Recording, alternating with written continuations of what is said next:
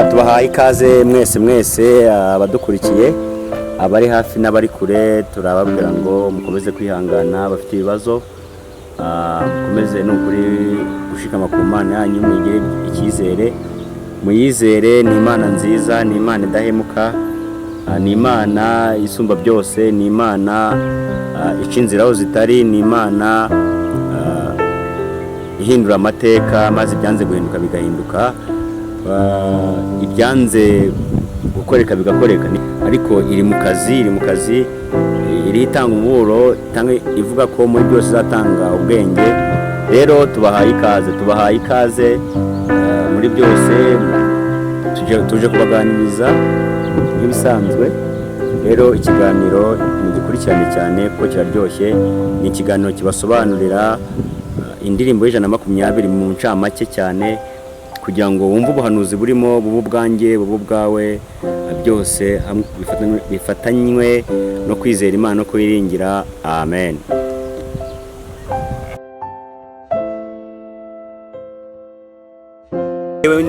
N'icyo agamije muri we bitewe n'umugambi we, ndetse bikaba byanakuvemo no gutakaza akazi rwose, ukanatakaza burundu. Ariko hari ikintu kimwe, hari inkuru nziza ngufitiye. Iyo bigeze imbere y'Imana ntago ariko bimera.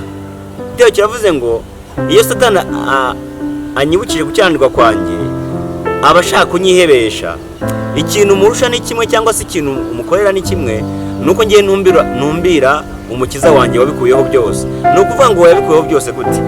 Ndiko zikurega akanazijyana imbere y'Imana rwose, n'Imana ikazisoma ikazireba, ikabona urubanza ufite n'urw'ibisambo, ikabona urubanza ufite n'urwo kubyarira mu rugo, ikabona urubanza ufite n'ukwambura butike muturanye.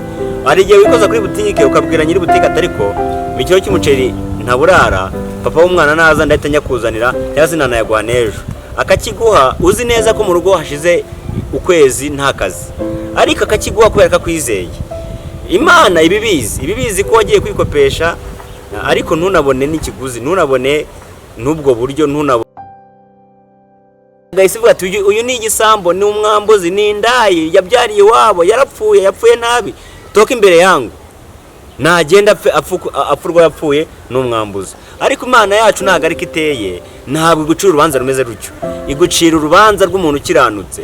Iravuga ngo uyu nubwo bwose afite ideni, ariko ndabizi n'umukiranutsi wacu ariho amaraso y'umuhungu wanjye, ariho amaraso y'umwana wanjye.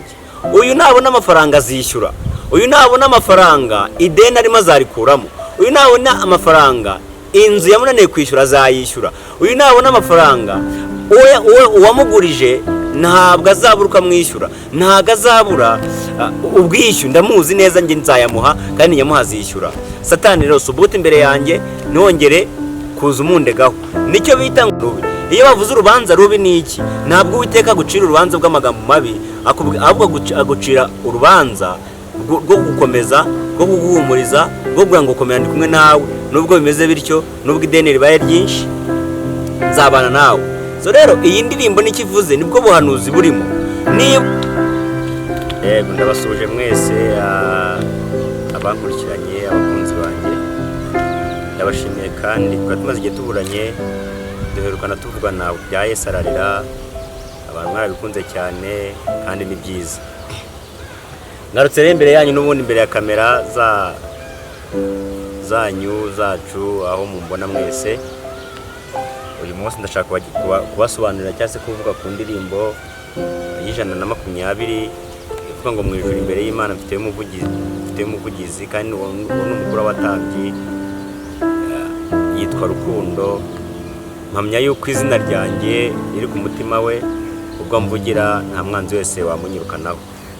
Igitabo cya gatatu cyavuga ngo Satani, icya kabiri cyavuga ngo Satani yanyibukije gucyanirwa kwanjye, abashaka kunyihebesha,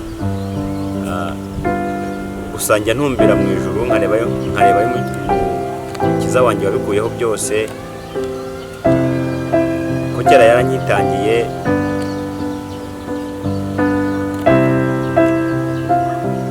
Ubwo rero icya gatatu cyavuga ngo Uwiteka umucamanza, iyo mbonyeho amaraso ntancira urubanza rubi, anyitukiranutse.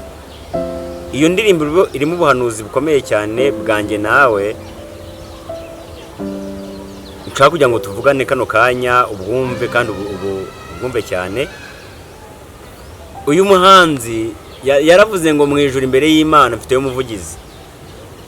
Imbere y'Imana dufite umuvugizi. Umuntu yakuvuga nabi akakuvuga ku muturanyi, umuntu yakuvuga nabi akakuvuga kuri mama wawe cyangwa kuri papa wawe, umuntu yakuvuga nabi mu itorero, umuntu yakuvuga nabi ahantu ukorera, umuntu yakuvuga nabi ko abyumva nuko abishaka bitewe n'icyo agamije muri we, bitewe n'umugambi we, ndetse bikaba byanakuvemo no gutakaza akazi rwose ukanatakaza burundu. Ariko hari ikintu kimwe, hari inkuru nziza ngufitiye. Iyo bigeze imbere y'Imana ntago ariko bimera. Imbere y'Imana tuba dufite umuvugizi utuvuganira. Ni ukuvuga ngo iyo Satani ajyanye amakuru yawe byanze bikunze uwo muntu niwe ubanza kuyamenya. Ni nawe ujya kuvuganira ku Mana reka akakubwira ati Mana uyu nawe ni uwacu mwihorere. Nubwo ari umupfapfa ariko umupfapfa wacu mwihorere.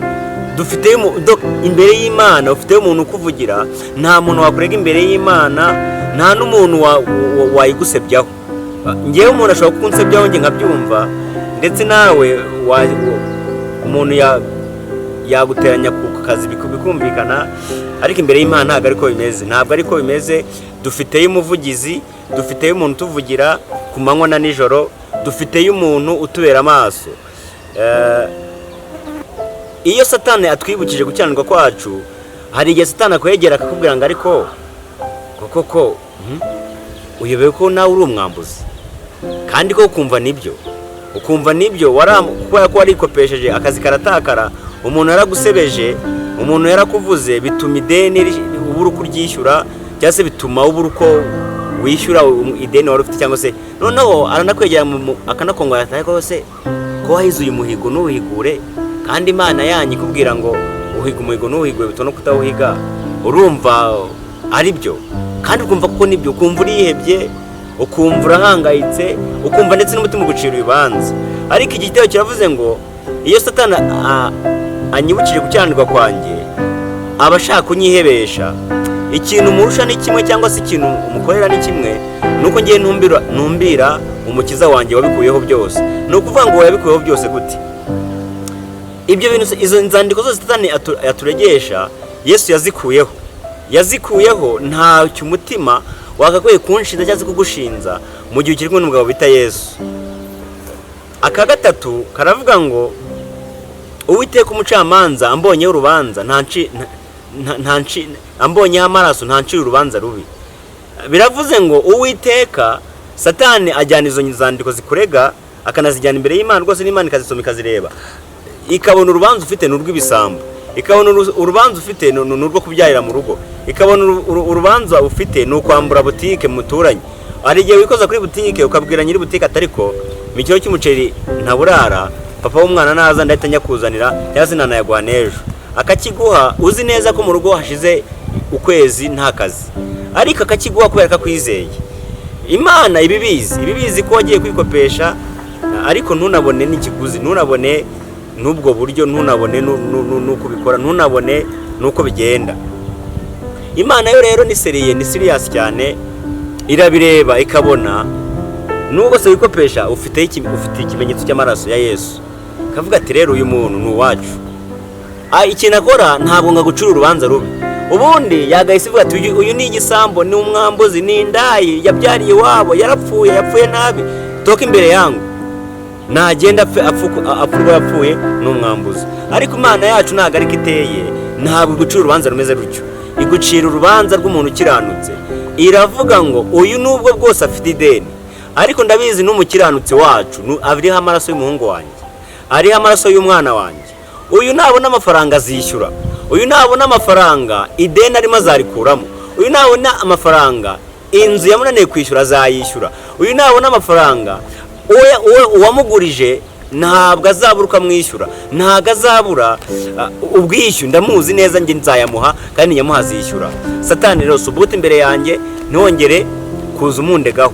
Nicyo bita ngo iyo Uwiteka umucamanza mbonyeho amaraso ntabwo ncira urubanza rubi. Iyo bavuze urubanza rubi ni iki? Ntabwo Uwiteka gucira urubanza bw'amagambo mabi, ahubwo agucira urubanza rwo gukomeza, rwo kuguhumuriza, bubwira ngo komera ndi kumwe nawe, nubwo bimeze bityo, nubwo ideni ribaye ryinshi nzabana nawe. So rero iyi ndirimbo n'ikivuze nibwo buhanuzi burimo. Niba urimo ibintu byakunaniye, imyenda, amadeni, ntabwo uriho amaraso Imana yagucira urubanza rubi. Ntabwo uriho amaraso inzandiko Satani akuregesha Imana izikuraho. Murabizi muri Bibiliya Petero yakoze amafuti menshi, akora amanyanga menshi, nakita ngewe na nk'ubujiji simbizi, ariko kubera ko yari amaraso Kristo ariwe ateganya kuzubakiraho itorero. Hari igihe Kristo yagize kubabwira ngo rero mwabigishwa mwe, ubu Satani yabasabye ngo mugosorwe. Ariko byageze kuri Petero, ndavuga ni wowe Petero uri uwanjye, nakwingingiye ariko wehoho, nakwingingiye. Kristo yingingiye Petero kugira ngo kwizera kwe kudacogora, ngaho ubwo namara gukomera azakomeze n'abandi. Yarazi icyo avuze, yarazi uko bigenze, yarazi neza ko Satani namara kubasaba akabagosora bizarangira Petero ari usigaye ushize amanga. Murabizi ko bakimara kuzura umwuka Petero washize amanga, aravuga abandi bose batinye. Rero Yesu agusabira imiyaga, akabwira Satani ati nubwo ugiye kumugerageza umushyire imiyaga ko ariho amaraso yanjye. Rero wowe washyizweho ikimenyetso cy'amaraso, humura, shikama, komera, imbere y'Imana hari umuntu ukuvugira, kandi Uwiteka ni ukuri. Ntongeye kwicura urubanza rubi, ntongeye kwicura urubanza rubi. Umucamanza iyo akikubonaho amaraso ya Yesu agucira urubanza rwiza, akwita ukiranutse. Nta nubwo ikibazo wita, nta nubwo bya bindi wita ngo ndi umwambuzi, ngo narambuye, naragize gute, narabeshye. Ntabwo Imana ariko ibibona, igucira urubanza rwiza. Ntabwo yagukubitira ku irembo, ni kubera ko uruwayo niyo igukubise igukubita ikinzeho, igukubita ishyizeho akarido, igukubita ishyizeho urugi kugeza igihe. Iyo utangiye kuniha rero Satani akaza guhengeza kugira ngo agushungere, Imana ihita iguha icyemeza Satani ko utarimo kuniha, ihita igukorera icyo kintu gituma Satani atakubonamo icyo gihanga, atakubonamo ako gahinda, atakubonamo umubabaro, atakubonamo iyo deni. Niko bigenda ku muntu udafite akazi, ukamara amezi 3, 5, 6 i Kigali cyangwa se aho utuye, hanyuma ariko ugakomeza ugacya, ukabyibuha, ukarya neza, ntibakurukane mu nzu. Niko bigenda. Imana iba yaragushyiremo imiyaga, ikavuga ati uyu ni uwacu, reka dukorane nawe, reka ntituzamuteza abantu. Imana rero niyo mwidiringira, ntabwo ijya yemera kugushyira mu kanwa ka Satani. Niyo nkuru nari mbafitiye no gusobanura kuri iryo jambo cyangwa se kuri iyo ndirimbo y'120 mu gushimisha. Ndabashimiye cyane, Imana ibagire neza, ibahe umugisha. Ciao ciao, ndabakunda, twongeye duhura ubutaha. Murakoze.